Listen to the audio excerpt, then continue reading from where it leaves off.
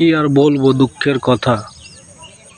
এই তো কয়েকদিন আগেও পাম্পে তেল ছিল না, তেলের জন্য মানুষ হাহাকার করেছে। এরে দোষ দিছে, ওরে গালাগালি করেছে, ওর লুঙ্গি খুলিছে, ওর প্যান্ট খুলিছে।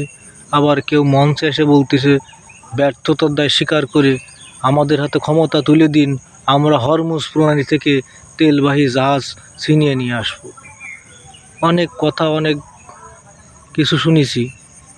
আজকে আবার 2 দিন যাবৎ দেখতেছি হ্যান্ড মাইক নিয়ে পাম্পওয়ালারা ডাকতেছে তেল নিয়ে যান। পাম্পের যে কর্মচারী তিনি ডাকতেছেন হ্যান্ড মাইকে, ভাই তেল নিয়ে যান, তেল নিয়ে যান।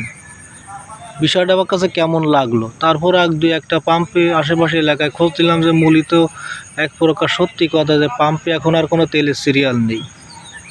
এই সিরিয়ালটা কখন এসেছে জানেন? যখন সংসদে প্রধানমন্ত্রী তারেক রহমান এই কমিটি গঠন করে দিয়েছেন।